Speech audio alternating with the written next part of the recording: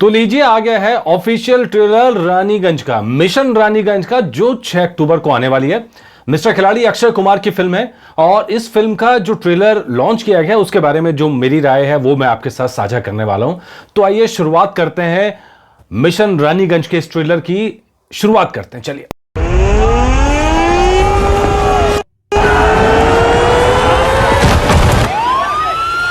दादा कियोलो जो पूरी कहानी की पृष्ठभूमि है वो आप पहले समझ लीजिए।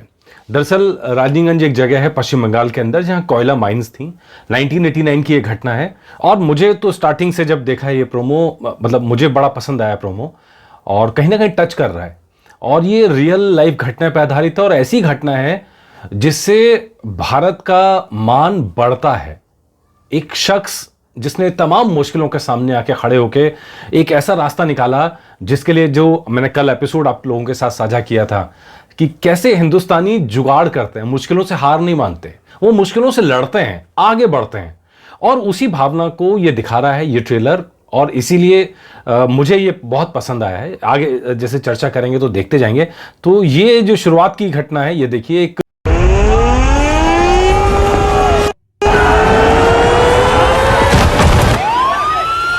दादा कियोलो और एंट्री होती है अपने अक्षय कुमार की।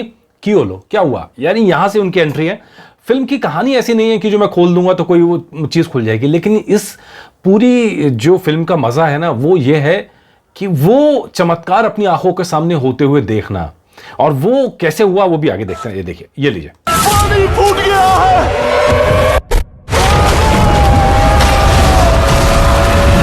ये देखा आपने, शानदार वीएफएक्स यहां पर नजर आए हैं। खान के अंदर जाहिर तौर पर पानी सारा दिखाना आसान नहीं था, लेकिन खान के अंदर पानी बहता हुआ दिखाया गया है और उस खान के अंदर में लोग बह रहे हैं पानी के अंदर, पानी का फ्लो दिखाया गया है। सब वीएफएक्स का कमाल है, शानदार वीएफएक्स हैं, कमाल के वीएफएक्स। और उम्मीद करते हैं पूरी फिल्म के अंदर जो सीन फिल्माए गए हैं वो अच्छे होंगे। वीएफएक्स पे जो सीन फिल्माए गए हैं, बहुत सारी चीजें होती हैं जो रियल लाइफ शूट करना पॉसिबल नहीं होता, वहाँ वीएफएक्स बड़े काम आते हैं। और ये देखिए, आगे चलते हैं।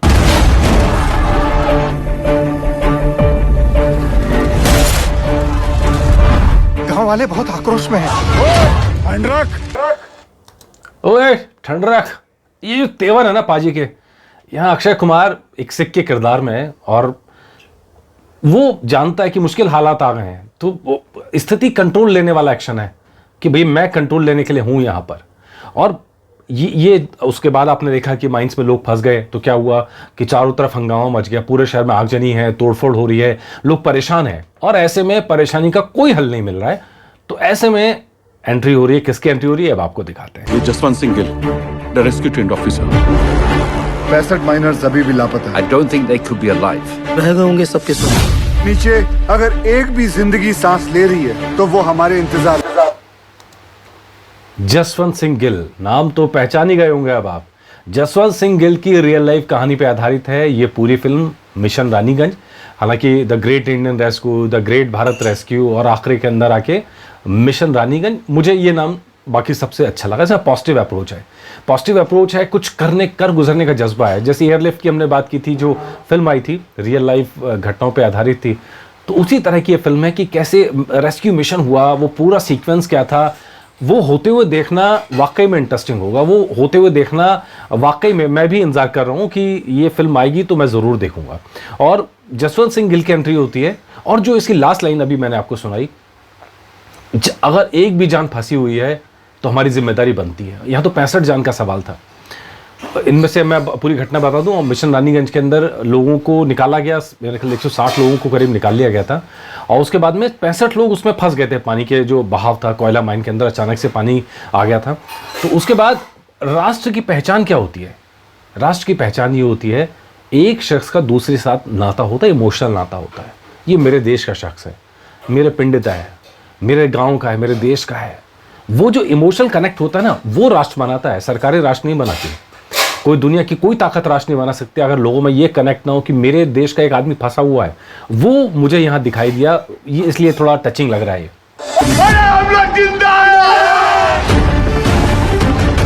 क्या इन दोनों में से एक जगह को एंट्री पॉइंट बना सकते हैं? नॉट पॉसिबल सर, पानी का फोर्स बहुत ज्यादा है।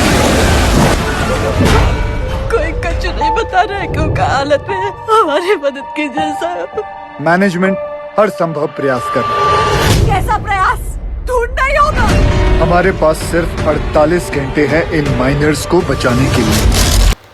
अब यहाँ पर जो मज़ा आता है, जो सीक्वेंस है, जो सस्पेंस है, एक सस्पेंस होता है, कहानी में सस्पेंस होता है। मैं खुद कहानियाँ लिखता हूँ, मैंने खुद नॉवल लिखे हुए हैं, तो जब वो सस्पेंस आता है तो वो पाठक कहानी के साथ जुड़ता है।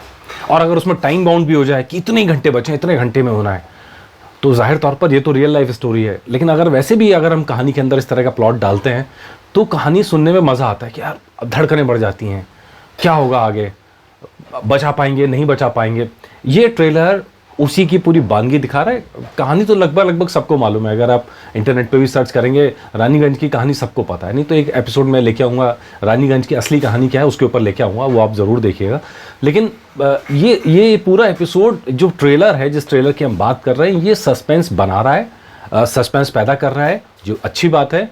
और फिल्म आगे बढ़ रही है और उत्सुकता जाग रही है कि फिल्म कैसे प्रेजेंट की गई है। फिल्म की कहानी तो पता है, लेकिन फिल्म प्रेजेंट कैसे की गई है ये देखना यहाँ पे उत्सुकता है। चलो देखते हैं। और sir, I have a rescue plan. हमने सुना है नीचे कार्बन डाइऑक्साइड गैस बन रही है। मरना नहीं चाहते चाचा। Make sure there is uninterrupted power supply in this area.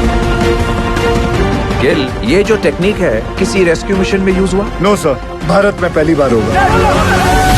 इस सरदार जी की उपस्थिति को हम बहुत ही लाइट ले रहे थे। ये जितना सीधा दिखता है उतना है नहीं। ये रेस्क्यू मिशन, ये टेक्निक कहीं नहीं इस्तेमाल की गई दुनिया में, पहली बार भारत में इस्तेमाल की जाएगी। पूरी फिल्म मतलब जो प्रोमो से नज़र आ रहा है कि पता लगा 2 पॉइंट्स थे, उन पॉइंट्स से ना एंट्री हो सकती थी ना एग्जिट हो सकता था, वहाँ से निकालना पॉसिबल नहीं था, इसलिए ऊपर से ड्रिल किया गया और वहाँ एक कैप्सूल डाला गया। कैप्सूल में एक एक करके लोगों को निकाला गया। कई घंटे लंबा ऑपरेशन चला। मैं फिर कह रहा हूँ, फिल्म की कहानी सबको पता है। फिल्म की कहानी में ऐसा कुछ नहीं है कि जो आपको ना पता हो, लेकिन पिक्चराइजेशन कैसा है, ड्रामेटाइजेशन जैसा है, स्क्रीन प्ले कैसा है, पूरी कहानी के अंदर सस्पेंस कैसे प्रेजेंट किया गया है, ये देखना यहाँ पर दिलचस्प होगा। और लग रहा है ट्रेलर से कि प्रोड्यूसर्स इसमें कामयाब हुए हैं, डायरेक्टर इसमें कामयाब हुआ है। अब ज्यादा वक्त बर्बाद नहीं कर सकते। मैं नीचे जाना चाहता हूँ सर।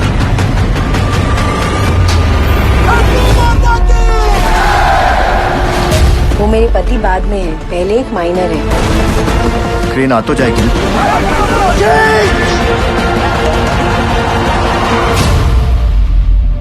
ए धन गुरु नानक परम पिता, ਅੱਜ ਤੁਹਾਡੇ ਇਸ ਨਿਮਾਣੇ ਜਿਹੀ ਸਿੱਖ ਲਈ इम्तिहान दी कड़ी है।